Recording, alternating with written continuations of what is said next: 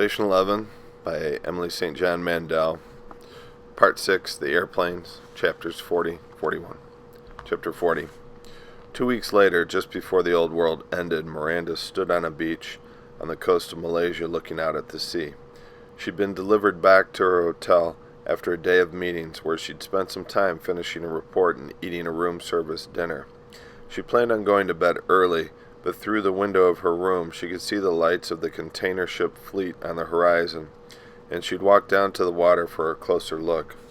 The 3 nearest airports had closed in the previous 90 minutes, but Miranda didn't know this yet.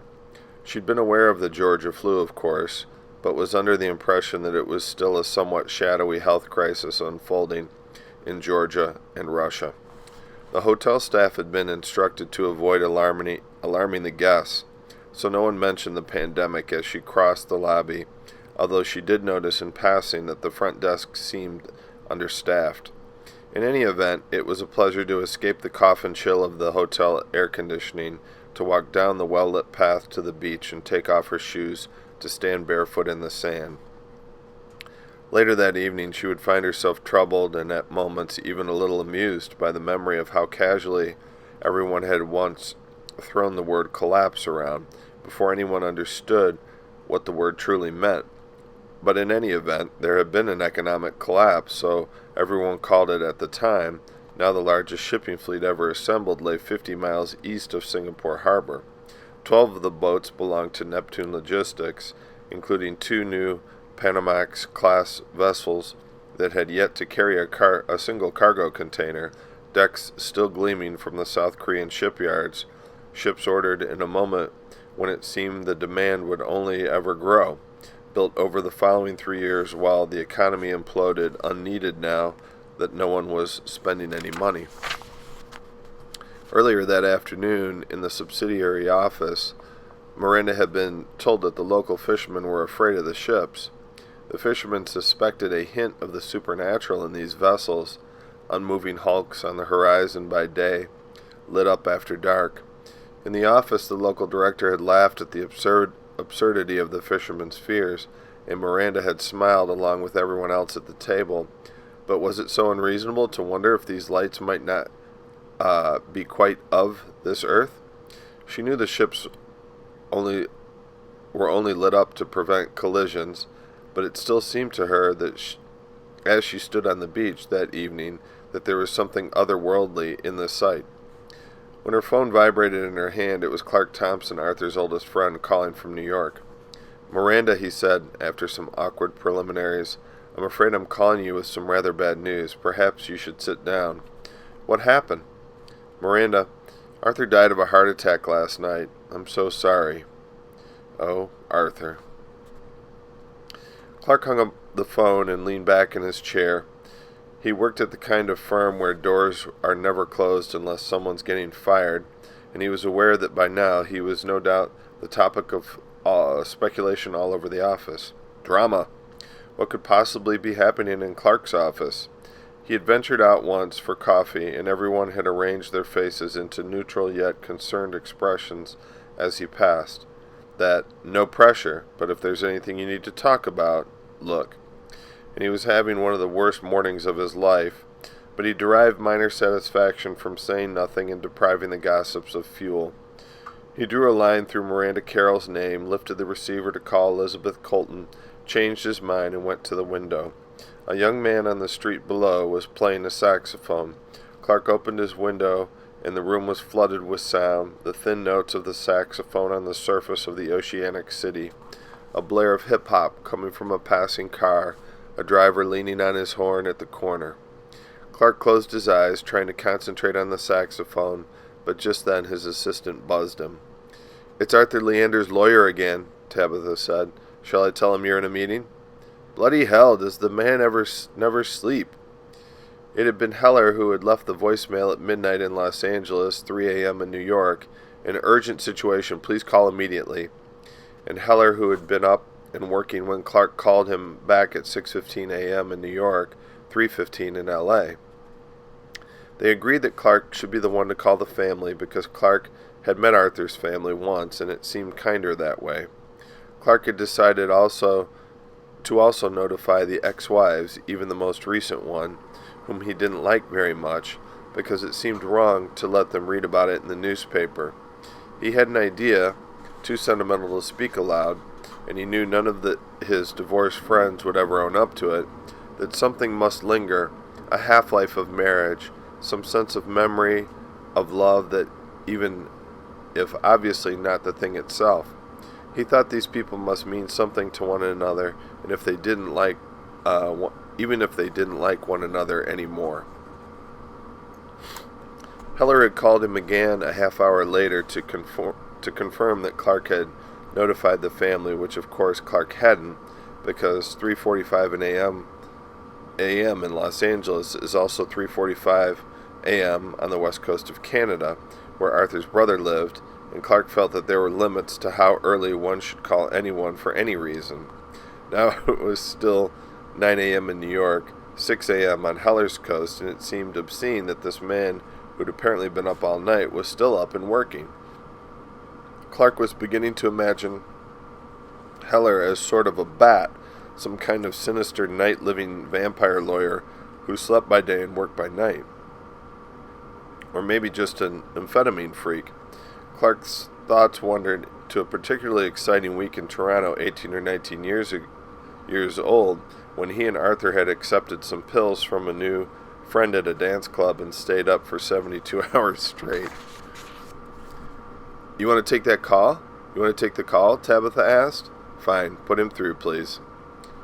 For just a beat, Tabitha did nothing, and after 7 years of working together in close quarters, he knew that this particular brand of silence meant, "Tell me what's going on, you know I like gossip," but he didn't oblige, and he knew her well enough to catch the note of disappointment in the perfectly professional "Hold for your call, please," that followed.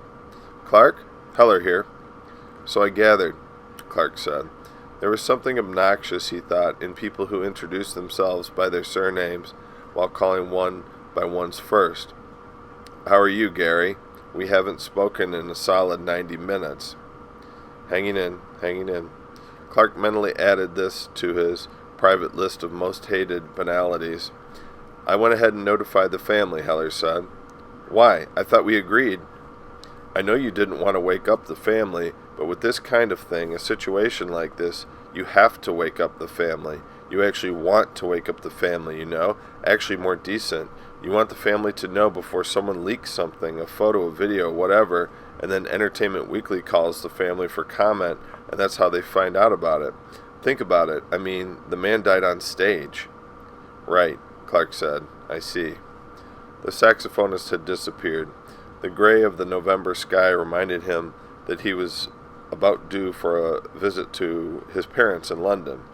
"Has Elizabeth been notified?" "Who?" "Elizabeth Colton, the second wife." "No, I mean, she's hardly family, is she? When we talked about notifying family, I really just meant Arthur's brother." "Well, but she's the mother of Arthur's only child." Right, of course. How old is he?" 8 or 9. "Poor little guy, hell of an age for this." A crack in Heller's voice, sadness or exhaustion, and Clark revised his mental image from a hanging upside-down bat lawyer to a sad, pale, caffeine-addicted man with chronic insomnia. Had he met Heller? Had Heller been at that ghastly dinner party in Los Angeles all these years ago, just before Miranda and Arthur divorced? Maybe. Clark was drawing a blank. "So, hey, listen," Heller said, all business again, but a faux casual style of all business that Clark associated overwhelmingly with California. "In your time with Arthur, especially recently, did he ever mention anything about a woman named Tanya Gerard?" "The name's not familiar." "You're sure?" "No. Why? Who is she?" "Well," Heller said, "just between the two of us, seems our Arthur was having a little affair." It wasn't delight in his voice, not exactly. It was importance. This was a man who liked to know things that other people didn't. "I see," Clark said, "but I admit I fail to see how that's any of our—" "Oh, of course," Heller said. "Of course it isn't. You know, right to privacy and all that, none of our business, right? Not hurting anyone, consenting adults, etc. And I mean, I'm the most private. I don't even have a Facebook account, for God's sake. That's how much I believe in it, in privacy, I mean. Last guy on earth without a Facebook account. But anyway, this Tanya person, seems she was a wardrobe girl on King Lear. I just wondered if he mentioned her. No, Gary, I don't believe he ever did. The producer told me it was all very secret. Apparently this was the girl who did costumes, or actually maybe it was babysitting, something to do with the child actresses, costumes for the child actresses. I think that was it, although child actors in Lear, that one's a head scratcher. But look, anyway, was that sunlight on the other side of the East River? A beam had pierced the clouds in the far distance and was angling down over Queens. The effect reminded Clark of an oil painting. He was thinking of the first time he'd seen Arthur in an acting studio on Danforth Avenue in Toronto. Arthur at 18, confident despite the fact that for at least the first 6 months of acting classes he couldn't act his way out of a paper bag, or so the acting instructor had pronounced one night over drinks at a bar staffed exclusively with drag queens, the instructor trying to pick up Clark offering only token resistance. And beautiful. Arthur was beautiful back then. So the question, obviously, Heller was saying, is whether he intended to leave this girl anything in the will, because he emailed me last week about changing the will, and he'd met someone and he wanted to add a beneficiary, and I have to assume that's who he meant. Really, what I'm thinking about here is the worst case scenario, where there's a shadow will somewhere, some informal document he drew up himself, because he wasn't going to see me for a few weeks. That's what I'm trying to get to the bottom of here. You should have seen him, Clark said. I should have seen... I'm sorry, what? Back in the beginning, when he was just starting out. You've seen his talent. His talent was obvious, but if you'd seen him before any of the rest of it, all the tabloids and movies and divorces, the fame, all those warping things... I'm sorry, I'm not sure I understand what you're getting at here. He was wonderful, Clark said, back then, back at the beginning. I was so struck by him. I don't mean romantically, it was nothing like that. Sometimes you just meet someone. He was so kind. That's what I remember most clearly. Kind to everyone he met. This humility about him. What? Gary, Clark said, I'm going to hang up now. He stuck his head out the window for a fortifying breath of November air, returned to his desk, and called Elizabeth Colton. She let out her breath in a long sigh when he told her the news. Are there funeral arrangements? Toronto, day after tomorrow. Toronto? Does he have family there? No, but his will was very specific, apparently. I guess he felt some attachment to the place. As Clark spoke, he was remembering a conversation he'd had with Arthur over drinks some years ago in a bar in New York. They'd been discussing the cities they'd lived in. You're from London, Arthur had said. A guy like you can take cities for granted. For someone like me, coming from a small place. Look, I think about my childhood, the life I lived on Delano Island. That place was so small. Everyone knew me, not because I was special or anything, just because everyone knew everyone. And the claustrophobia of that, I can't tell you. I just wanted some privacy. For as long as I could remember, I just wanted to get out. And then I got to Toronto, and no one knew me. Toronto felt like freedom. And then you moved to L.A. and got famous, Clark had said, and now everyone knows you again. Right. Arthur had been preoccupied with an olive in his martini, trying to spear it with a toothpick. I guess you could say Toronto was the only place I felt free.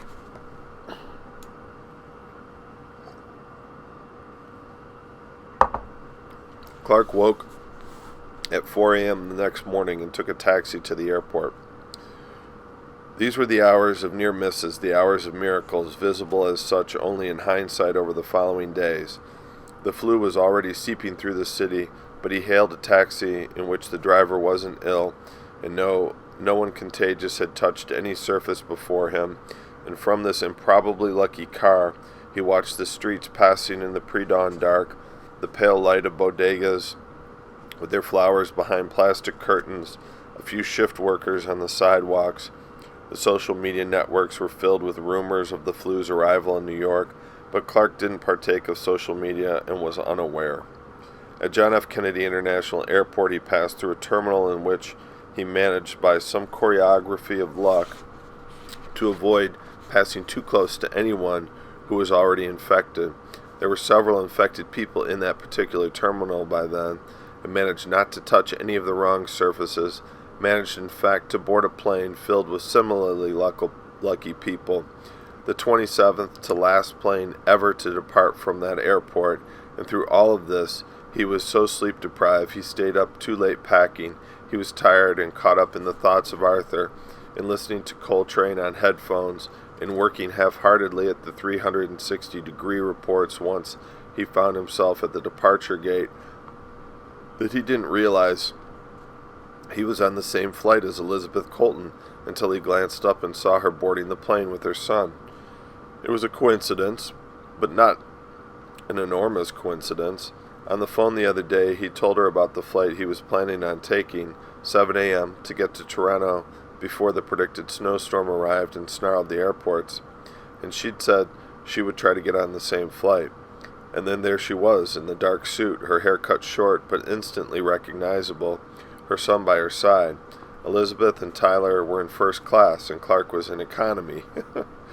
They said hello as Clark walked past her seat, and then didn't speak again until an hour and a half after takeoff, when the pilot announced that they had been diverted into some place in Michigan that Clark had never heard of, and everyone disembarked, confused and disoriented, into the Severn City airport. After Clark had delivered the news of Arthur's death, Miranda remained on the beach for some time. She sat on the sand thinking of Arthur and watching us. Chapter 41. After Clark had delivered the news of Arthur's death, Miranda remained on the beach for some time. She sat on the sand thinking of Arthur and watching a small boat coming into shore, a single bright light skimming over the water. She was thinking about the way she'd always taken for granted that the world had certain people in it, either central to her days or unseen and infrequently thought of. How without any one of these people, the world is a subtly but unmistakably altered place, the dial turned just 1 or 2 degrees. She was very tired, she realized, not feeling quite well, the beginnings of a sore throat, and tomorrow was another day of meetings. She'd forgotten to ask Clark about funeral arrangements, but her next thought was that of course she wouldn't want to go. The idea of being pinned between the paparazzi and Arthur's other ex-wives, and this is what she was thinking of as she rose and walked up the path to the hotel, which from the beach looked a little like a wedding cake, 2 tiers of white balconies. The lobby was oddly empty. There was no front desk staff. The concierge wore a surgical mask. Miranda started to approach him to ask what was going on, but the look he gave her was one of unmistakable fear. She understood, as clearly as if he'd shouted it, that he wanted very badly for her to not come near him. She backed away and walked quickly to the elevator, shaken, his gaze on her back. There was no one in the upstairs corridor. Back in her room, she opened her laptop and for the first time all day, turned her attention to the news. Later, Miranda spent 2 hours making phone calls, but there was no way to leave by then. Every nearby airport was closed. "Listen," a fraying airline representative finally snapped at her. "Even if I could book you on a flight out of Malaysia, are you seriously telling me you'd want to spend 12 hours breathing recirculated air with 200 other people in an airplane cabin at this point?" Miranda hung up the phone. When she leaned back in the chair, her gaze fell on the air conditioning vent above the desk. The thought of air whispering through the building propelled from room to room. It wasn't her imagination. She definitely had a sore throat. "It's psychosomatic," she said aloud. You're afraid of getting sick, so you feel sick. It's nothing." She was trying to reframe the story as an exciting adventure, the time I got stuck in Asia during a flu outbreak, but she was unconvinced. She spent some time sketching, trying to calm herself. A rocky island with a small house on it, lights on the horizon of Station 11's dark sea. Miranda woke at 4 in the morning with a fever. She fought it off with 3 aspirin, but her joints were knots of pain, her legs weak, her skin hurt where her clothes touched her. It was difficult to cross the room to the desk. She read the latest news on the laptop, her eyes aching from the light of the screen, and understood. She could feel the fever pressing against the thin film of aspirin. She tried calling the front desk and then the New York and Toronto offices of Neptune Logistics, followed by the Canadian, American, British, and Australian consulates, but there were only voicemail greetings and ringing phones. Miranda rested the side of her face on the desk, the perfection of the cool laminate against her burning skin, and considered the poverty of the room. Poverty not in the economic sense, but in the sense of not being enough for the gravity of the moment, an insufficient setting. For what? She couldn't think of this just yet, and she was thinking about the beach, the ships, the lights on the horizon, if it would be possible to get there when she felt so ill. Related thoughts of that, perhaps, if she could get there, someone on the beach might help her, that if she stayed here in the room, she'd only get sicker, and there was apparently no one at the front desk or in the consulates, all telephones unmanned. If she became any sicker, she'd eventually be stranded here, too ill to get out of this room. There might be fishermen on the beach. She rose unsteadily. It took a long time and considerable concentration to put on her shoes. The corridor was silent. It was necessary to walk very slowly, her hand on the wall. A man was curled on his side near the elevators, shivering. She wanted to speak to him, but speaking would take too much strength, so she looked at him instead. I see you, and hoped this was enough. The lobby was empty now. The staff had fled. Outside the air was heavy and still, a greenish light on the horizon, the beginnings of sunrise. A feeling of moving in slow motion like walking underwater or in a dream. It was necessary to concentrate carefully on each step. This terrible weakness. She followed the path to the beach, walking very slowly, her outstretched hands brushing the palm fronds on either side. At the bottom of the path, the hotel's white chaise lounges lay in a row in the sand, unoccupied. The beach was empty of people. She collapsed into the nearest chaise lounge and closed her eyes. Exhaustion. She was desperately hot, then racked with chills. Her thoughts were disordered. No one came. She was thinking about the container ship fleet on the horizon. The crew out there wouldn't have been exposed to the flu.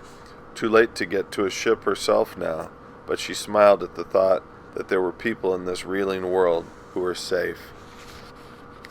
Miranda opened her eyes in time to see the sunrise.